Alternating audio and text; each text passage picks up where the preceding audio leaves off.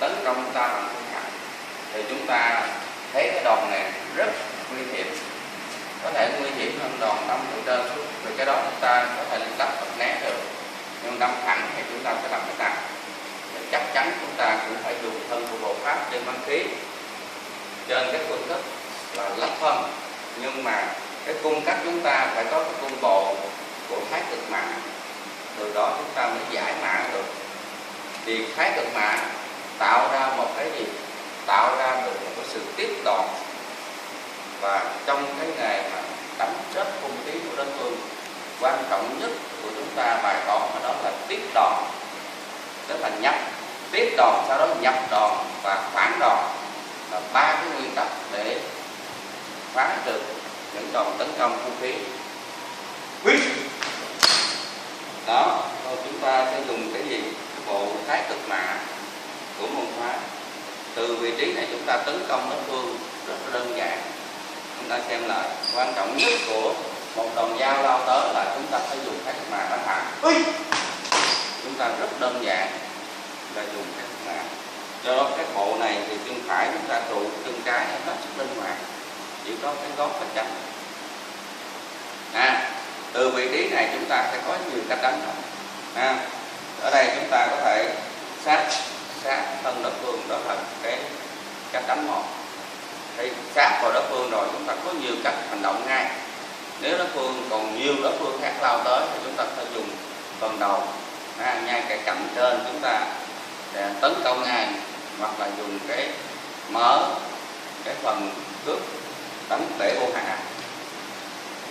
Hoặc từ vị trí này chúng ta có thể nhập cái thân vào cho dập hết đối phương để chúng ta tấn công cái đầu khác. Thân thủ bộ pháp ngay cả đầu, ngay cả phần cướp, đặc biệt đánh bể bộ hạ, hoặc dùng thân để đánh để nát cái phần thân trái của đối phương. Như vậy chúng tôi sẽ bắt đầu đưa ra các cách giải quyết đòn dao đâm, và có hai cái phương pháp. Một là chúng ta đi vào, hai là chúng ta đi ra cái phương lực này. Giờ chúng ta đi vào, từ vị trí này sẽ có cho chúng ta phương án ngay. Nếu trong phương án nhanh mà không còn đối phương nào khác thì chúng ta nhập thẻ liền. Chúng ta nhớ, một là tiếp đòn, hai là mình nhập đòn. Nhập đòn vào đây, thấy không có đối phương nữa, lập tức chúng ta bẻ rất vào đối phương bằng cách này. Rồi sau đó chúng ta nhích chân trái vài phân thôi để có một điểm tựa thì thả thân. Do cái thân chúng ta quăng đối phương xuống, tiếp theo chân phải bước lên, nhồi vào ngực đối phương sẽ bị bể phần ngực. Và đồng thời rất nhanh chóng, chúng ta thông minh là để cái vĩ tay đối phương bên trái. Đối phương không còn cách kháng cự, một đối phương lại lao tới nữa thì chúng ta chuyển ở đây để chúng ta bẻ lội đối phương vào, hạ đối phương ngay, để chúng ta tung ra tiếp tục đánh tiếp một đối phương nào khác rất nhanh. Chúng ta xem lại theo y tiếp đòn, nhập đòn, thấy không đối phương vào kịp thì đẩy tới ra đối phương. Từ vị trí này nhích chân trái nhẹ, tạo lực ra đánh đối phương xuống, tiếp tục nhồi theo, tiếp tục. Nhớ là chúng ta sẽ dùng chủ yếu là hai ngón tay.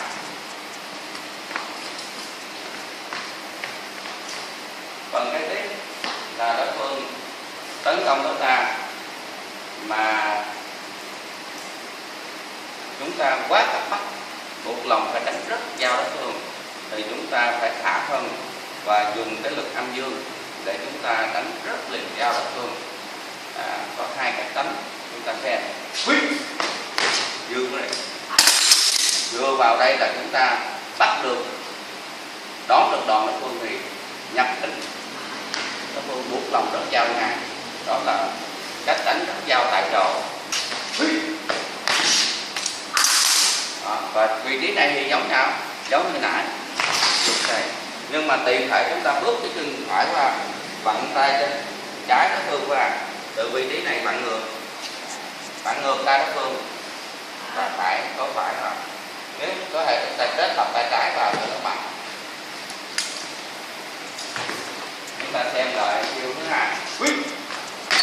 vào cái đây hết sức là thấy cần phải giải quyết nhanh thì đánh lạnh rất cao nè chúng ta lui chân trái và thả cái phương rất xuống và nhanh lui chân phải ra theo sau chân trái, xoay cổ tay trái, nắm địch thả tới đây là đối phương rất cao rồi. Đây còn tiếp theo này để đổi ha.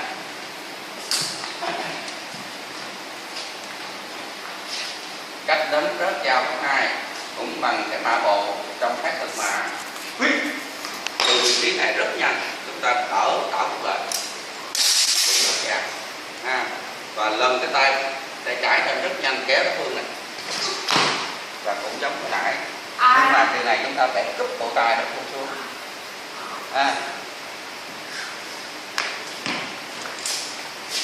Chúng ta xem lại cái đánh rớt dao thứ hai. Ở đây gấp quá rồi, chúng ta lần nhanh được. Từ vị trí này chúng ta kéo nhanh đối phương xuống. Chúng ta nắm ngay cái phần cổ tay bẻ ngược lại, còn đối vòng vào cái vai đối phương. Đối phương thì đánh lội lại từ cái phần tay bên hông.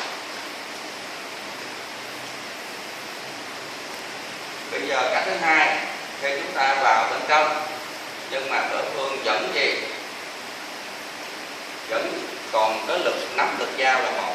Thứ hai là đối phương khác lao vào chúng ta rất đông, do đó buộc lòng chúng ta không đánh rớt dao ngay lúc đó mà chúng ta chuyển phương án 2.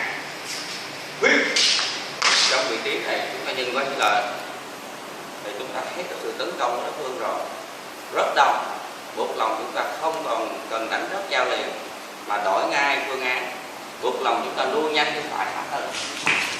Chúng ta lưu ý là thả một âm dương thì hơn chúng ta tạo ra một cái luồng trình hoặc một phương án xuống, chứ không phải dùng lực chúng ta kéo từ đây chúng phải lên để chân phải vào hót cái phương nè.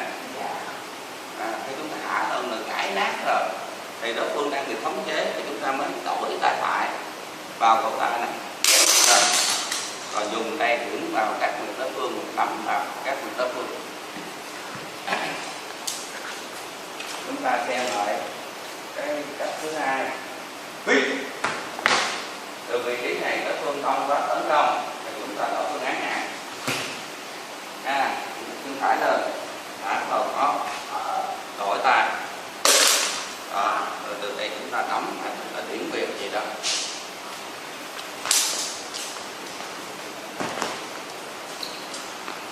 Chúng ta xem cũng cách này nhưng mà chúng ta đánh một cái loại khác, cái dạng khác nữa. Cũng đông quá rồi, chúng ta phải làm gì? Chở thân lưng nè. Ở đây chúng ta đưa cái chân phải vào cái vai đối phương. Còn tay trái phải chúng ta nắm vào cổ tay, tay trái rất chặt, đối phương lập tức rất chặt nha. Rồi.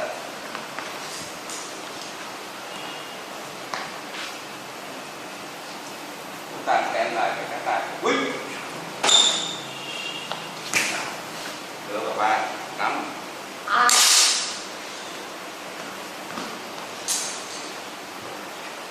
Vậy nãy giờ chúng ta đang đi vào trong, bây giờ chúng ta đi ra ngoài như thế nào? Hãy đưa vào đây. Mình xích ra đây. Các bạn xích ra đây hết để các bạn tập đánh. Số 2 là chúng ta không đi vào nữa mà chúng ta đi ra.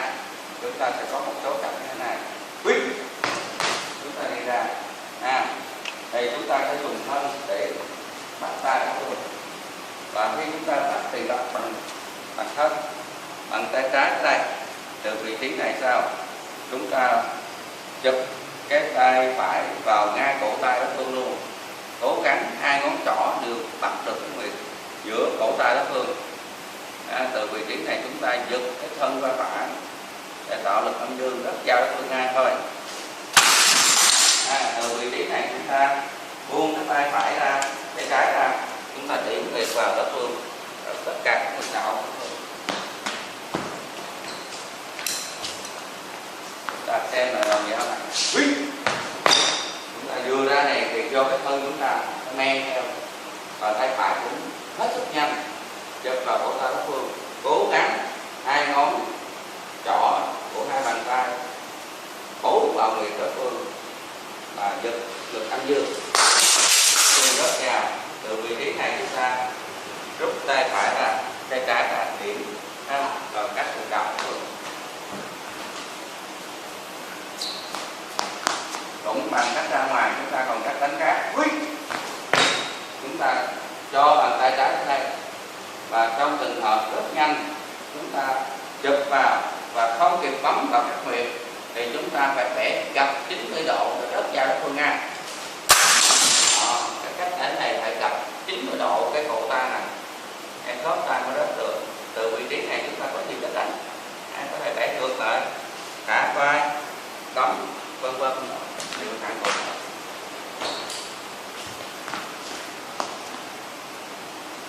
Tiếp theo chúng ta sẽ thấy một số đòn dao tiếp huyết đi ra, tay trái men được vào cổ tay, nhanh chóng chụp nhanh tay phải vào cổ tay đối phương luôn. Và nãy lưu ý là chụp vào cổ tay này, chụp kích lên cổ tay rồi thẳng vai cũng được. Từ vị trí này chúng ta phải kéo giật đối phương về trước, theo quán tính đối phương sẽ giật lại, chúng ta men rồi để thọ tay đối phương luôn. Và ở đây tay trái bẻ cho đối phương gối phải chúng ta để rồi chúng ta sẽ đánh vào các lực đạo đối phương chúng ta cũng tương tự như vậy. Quyết men cái này chụp vào cẳng tay, hồi nãy chúng ta kéo về trước, giờ chúng ta giúp về sau và đổi luôn. Cũng vậy, bẻ khớp và nhồi gối xương vào tay. Từ đây chúng ta đánh vào các lực đạo.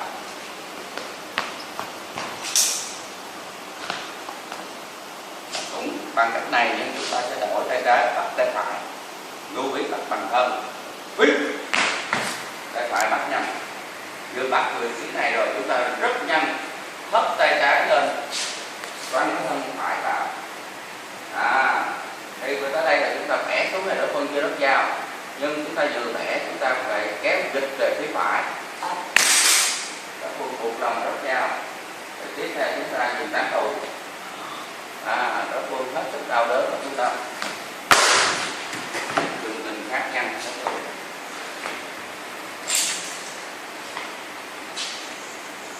Chúng ta xem là cái đòn bắt tay phải. Cái này quan trọng nhất là chỗ bắt tay, bắt được và đón đòn đối phương. Tay chúng ta rút và kéo từ này sắc nhanh. Từ vị trí này đuôi ra chúng ta bắt gần nhanh đối phương này.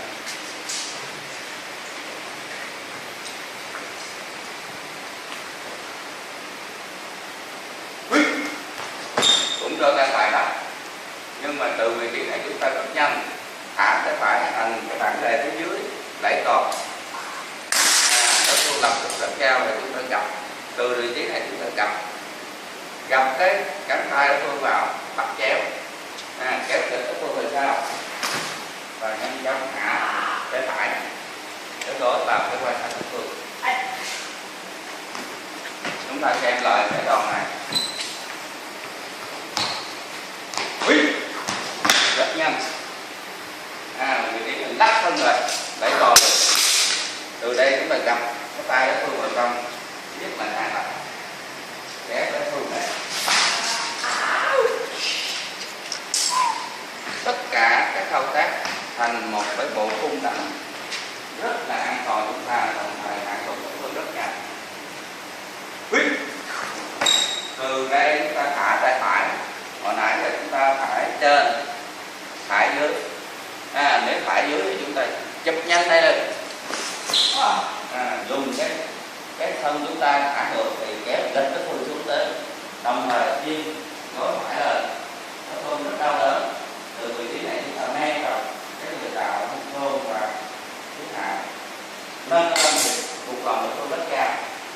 Nếu chúng ta tấn công nữa thì chúng ta có thể dùng dao này trong thời gian chúng ta cứa cổ đối phương, nhanh chóng lao vào đâm một đối phương khác lao tới, giật khí cho tấn công đối phương còn lại. Chúng ta lưu ý hồi nãy chúng ta bắt ở trên thì chúng ta phải có phương án vậy. Chúng ta phải có phương án vậy. Còn bây giờ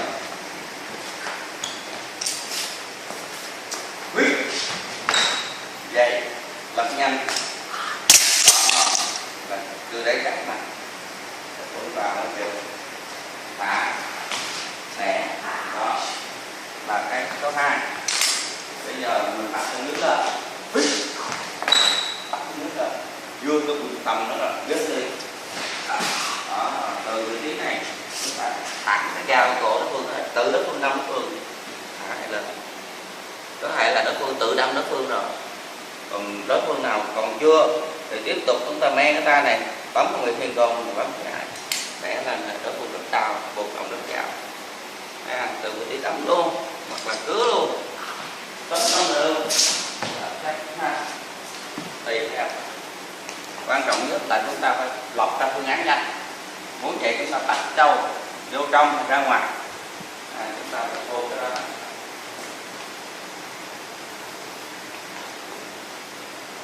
Tiếp theo đối phương có thể thì có thể lấy dao dính vào sau lưng, thì cái này chúng ta rất là nguy hiểm, do đó chúng ta phải chuẩn bị cái nhãn pháp chúng ta chỉ có một cách tầm gì là từ ngay chỗ cái mắt phải chúng ta điểm một cái điểm ở đó vuông góc cái thân chúng ta thấy được cái tay của đối phương. Trong vị trí này chúng ta nhìn vào thì chắc chắn là đối phương đang dùng tay trái tấn công chúng ta, từ đó phương án có liền. Chúng ta ra nhanh từ vị trí này có cung dáng rồi, chụp vào không được xa quá, chúng ta lao vào nhà phải phương đường tránh không ngờ, chón chúng ta đặt thân tạo thành cái lực cản giá. Từ vị trí này chúng ta áp cái đầu vào tay cái chuông để tạo ra cái hình bằng cái bờ đe để nắm tiếp, bị gập rớt vào đối phương rồi chúng ta mới nâng thân chúng ta lên một lần, đối phương đứng theo rồi chúng ta kéo một lực âm dương xuống, đối phương bị trọng thương rồi chúng ta thắt thân, từ đây lao tiếp tục ngồi vào bản trong cái kỷ nguyện. Chúng ta xem lại, lưu ý giao phía sau hình điểm vàng là hai thân vuông góc, nhanh chóng chỗ này là chúng ta phải xách mông hông vào bên trái để an toàn tuyệt đối.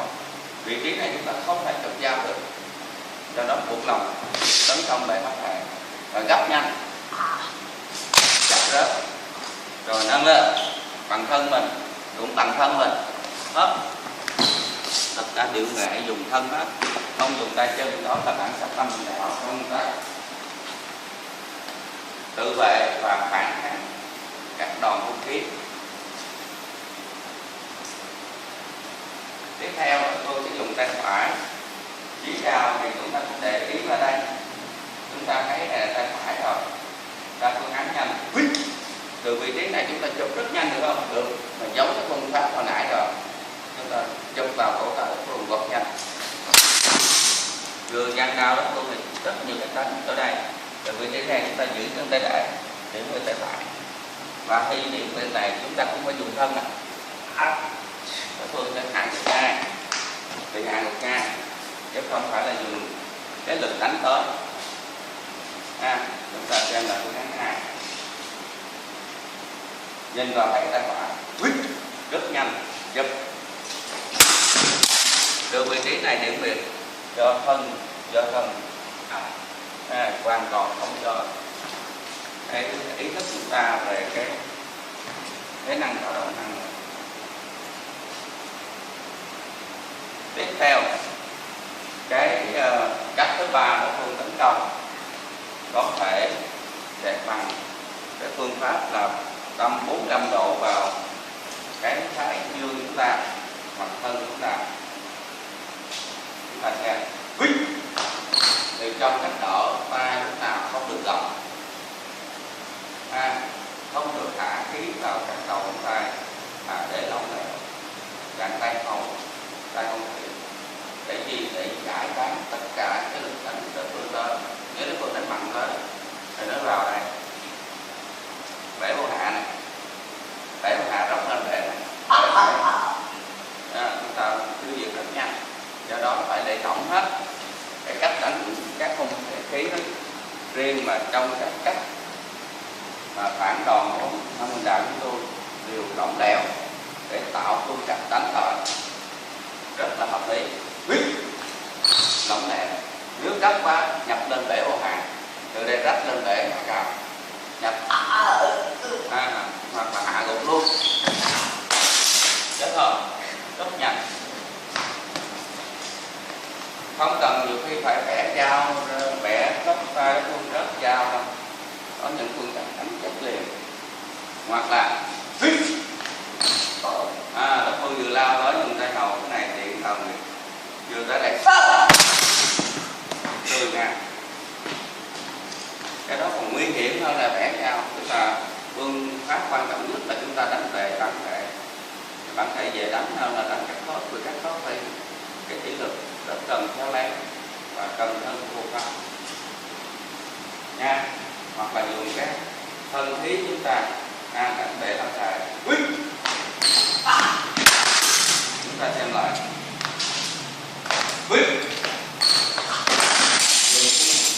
thân khí chúng ta đánh giật thân âm dương, nó thường để nát tự nhiên rất dao, rất dao xong nó ngã luôn.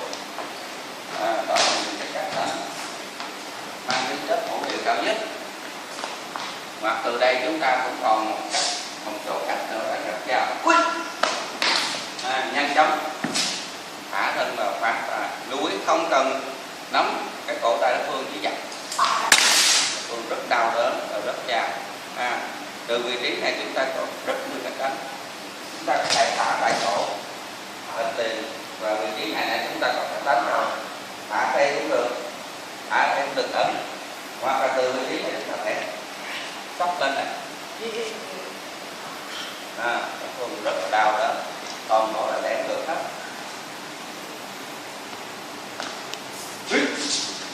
Từ vị trí này cũng có cách đánh nữa là chúng ta áp sát thân đối phương luôn, phá thân dao vậy và nhanh chóng thả lại.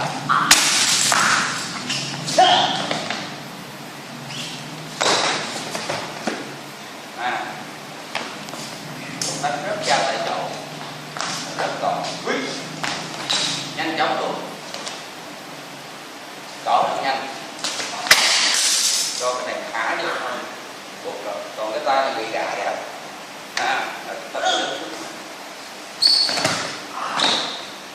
còn một là dùng thân của bộ pháp nhẹ nhàng.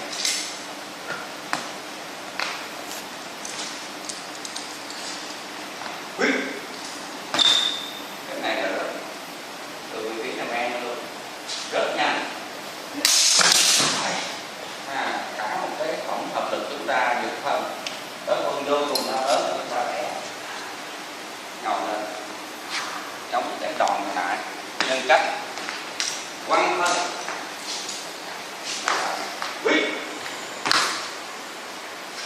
Lưu ý nè, trong quá trình quăng thân thì đối phương đã bị lỗi hết tay, thì nó rất cao, từ vị trí nằm hết bẻ lên thôi. Lúc đó chúng ta phải để ý đúng lúc giặt vào ấn thủ hộ pháp để ra được cầm nắp thủ. Cách đánh rất cao, một số cái như vậy rất là ngoan mục.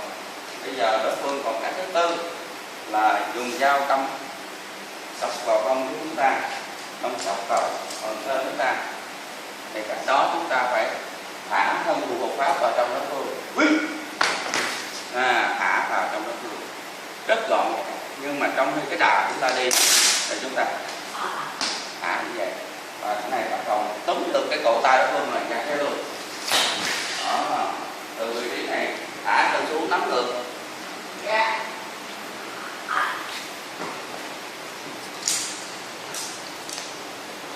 Không còn dụng lực nữa, cả thân của bộ pháp rất ngoan mục. Đâm xéo vào hông, đâm vào bàn tay đều phải được cái này. Chúng ta thấy tay tới đây thôi, nhưng mà nếu đối phương bị nhập cái này là bất luôn, luận là phải rất dao rồi. Đúng ngay cổ tay, gọt nhanh. Từ vị trí này nắm được, đè, đào lắm ha. nhẹ nhàng.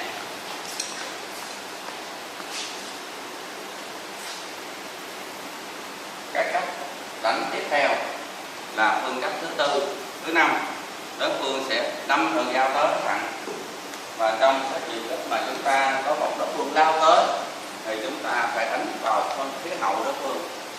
Chúng ta sẽ xem cái cách đánh này như thế nào. Chúng ta ra được rồi, tay phải vào, nhanh chóng luồn tay trái nhanh, đánh vào họ đối phương. Cái tay phải chặn lên, này đánh để họ đối phương buộc lòng rất ra. Từ vị trí này, lưu ý cái bàn tay sẽ áp vào điểm ở người phong thủ đối phương và bước lui chân trái. Đây là đánh điểm quyền rất cao cấp của môn phái các bạn. Ra được đây chụp, bước chân trái tập thốt rất cao này. Từ vị trí điểm này lui nhanh. Cái này để chậm tới là bị kéo lại là này điểm rồi.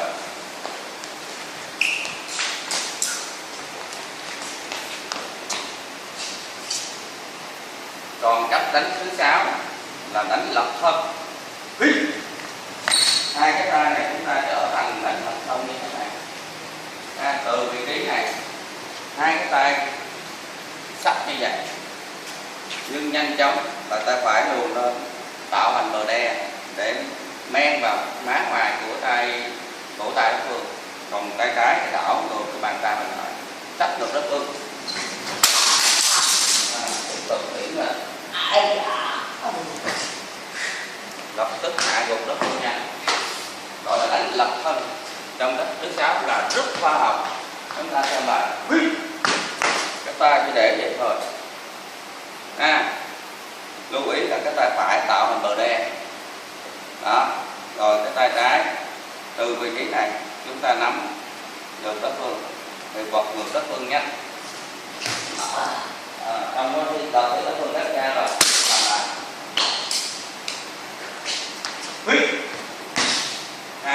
Đây là men lên làm nhanh. Tiếp tục thả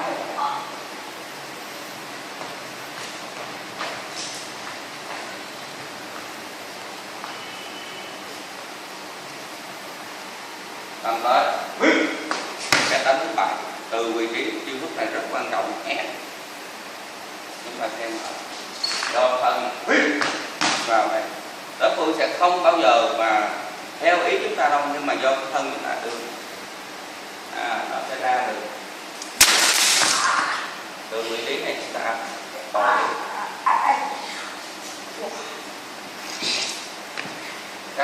cách nó xong sao là toàn bộ dùng thân của bộ khác nó làm được.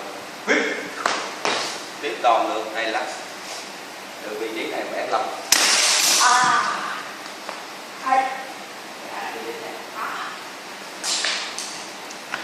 Rất đau đớn và nó phương ngăn cản cho nó.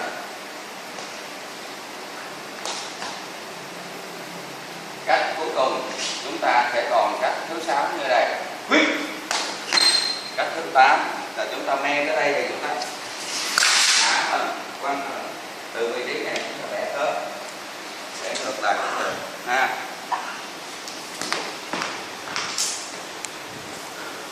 Một số đối phương thì bị té xuống dưới chưa rất cao. Đó. Chưa rất cao đây nè, chúng ta chỉ chụp ra chỗ khí hải hay xây nè.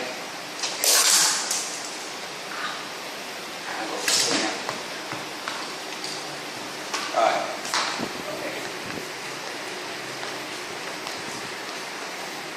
Chúng tôi vừa hệ thống cho lớp nâng cao trong công tác chống hung khí của môn phái Thần Đạo, và rất mong các bạn lưu ý 3 điều đây. Thứ nhất, về nguyên tắc, nguyên lý. Về nguyên lý là chúng ta phải lấy được cái tâm mình trí tình trong khi đánh để văn thể, quan trọng thể để làm rất cao. Thứ hai là chúng ta có thể đòn dao đối phương, và với nguyên lý như vậy chúng ta có thể cái nguyên tắc thứ nhất là chúng ta phải đón được đòn tấn công khi đối phương có hung khí, sau đó chúng ta phải nhập thể nhập thân để chúng ta tạo ra được cái chiêu thức phản công. Thì ba cái nguyên tắc này được xây dựng hợp lý tùy theo trường hợp tấn công của đối phương. Chúng ta xem lại tôi giảng lời rất nhanh là nguyên lý làm sao đánh để bản thể đối phương, để rất cao đối phương. Từ vị trí này chúng ta có thể đánh rất là dùng thân thủ bộc phát, chúng ta đánh để thân thể rất cao đối phương. Hoặc là từ vị trí này chúng ta sẽ làm gì? Chúng ta sẽ đưa ra ba cái nguyên tắc đó. Chúng ta vào thân là đón dao, đón hung khí và nhập thân. Từ đây chúng ta nhìn bối cảnh và thấy cần gây ra phương án gì. Nếu mà ít đối phương thì chúng ta bẻ dao liền, gọt xuống từ vị trí này hạ, bẻ, nắm ngược bẻ.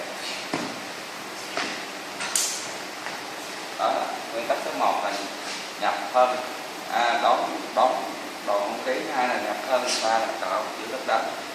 Và ba cái đó là ba cái tính nguyên tắc một cái tôi để phản công nào trong các con dao. Tiếp theo chúng tôi sẽ giới thiệu một số cái linh ảnh về công tác tự vệ chiến đấu, đặc biệt các đòn hung khí. Xin các bạn tập trung xem hồi sau.